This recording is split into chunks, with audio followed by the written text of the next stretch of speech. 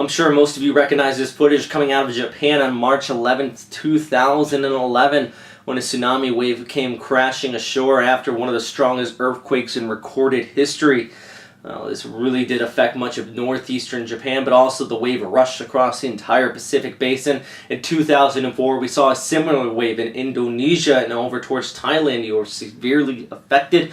And that is going to be the topic of today's Westpac Weather 101. Tsunamis, what causes them, and what are their impacts?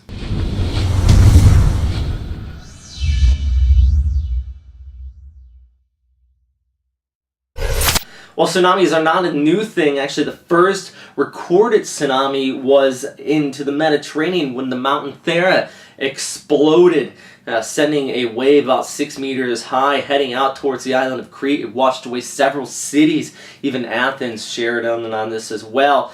And, well, the popular theory of Atlantis, many people think that actually came from this volcanic eruption about 3,500 years ago.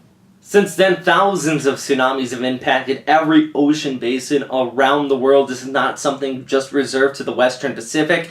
Well, really many people think these are getting worse and worse. That is not the case. They've always been this bad, and when a tsunami comes ashore, it's just that more people are in the earth today, and more people live right near coastal areas, and this is why we hear about this, well, yet more and more. So let's talk about what causes tsunamis out here. And, well, over to my right, I'm going to display the 5 triggers of tsunamis. And really the most important one that you should remember is earthquakes. That's the one that typically triggers them up. But it can even range into asteroids. But the main mechanism behind it is a large displacement of water that triggers a wave. You throw a rock into a pond, it's going to send some ripples out from it. Now, the first type of tsunami generation, and really the most common, is earthquakes. Now, not every earthquake is going to initiate a tsunami. We see that quite often, but what you really need is a large earthquake, and one that is going to be making an up or down motion in the ocean. And, well, those type of earthquakes can really displace a lot of water, and that's what's going to be sending a large wave crashing ashore on the nearest continent. Another thing is that earthquakes often trigger landslides. You get that mass displacement of water because, well, right near most continental shelves you have that steep slope, and that causes a slide, and that also, well, often will set up a tsunami.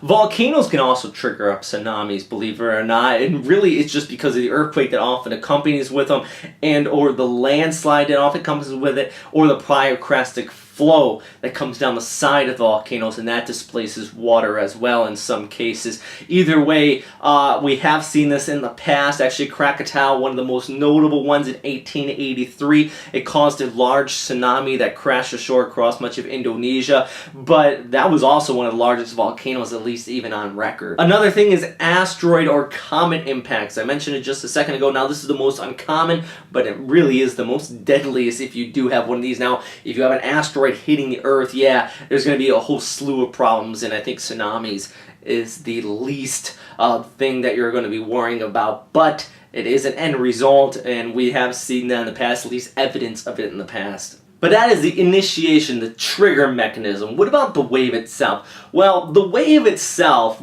is really just that displacement of water, energy pushing up towards the surface, but it's a very long wave. So if you're out in the middle of the ocean and there's a tsunami headed towards you, you may not even know it came by unless you're under the water, there's a lot of energy there, or if you're somewhat close to coastal areas. We saw this most recently on March 11th, actually this video coming from the Japan Coast Guard, just showing a very large, long wave pushing by, and it's absolutely some incredible stuff, and very few footage out there of a tsunami wave out into the open ocean. But there is a lot of energy there nonetheless. Actually, most tsunami waves move about 800 kilometers per hour. That is how it's able to make its way across the entire Pacific Ocean in just a matter of a few hours. Now, the problem starts is when this long wave, the tsunami, starts to near the coast. And the main problem is because you have that long wave, it becomes more compact, it starts to build up, it becomes a shorter wave, but a taller wave. And that is what we see when we see it in the coastlines. Now, right before it comes to the coast, it does suck in the water out ahead of it. This is why we often hear that a precursor to tsunami is a extremely unusual low tide. I mean, take a look at this footage actually from NHK here, and you can see the tide exceptionally low, and then the tsunami wave while continuing to rush ashore. Another thing that, well, at least up until March 11th in 2004, prior to that, many people thought tsunami waves were, well, they were just a very, very large wave, something that you could surf on. That is not the case at all. What it really is the leading edge of a whole wall of water that continues to push ashore, and that's why we can see tsunami waves move 1, 2, 3, even 5 kilometers inland. And even the largest tsunamis might even move farther than that. And then to make the wave even more deadly, as it starts to retreat back out to the ocean, all the debris it picked up along the way, it starts to pull it back out to sea. So there's a 1-2 punch with it. And then, furthermore, they don't come in just one set, they come in numerous sets. So if you are affected by a tsunami and you are at least somewhere safe, don't try to venture back out into low-lying areas after the first and initial wave comes through.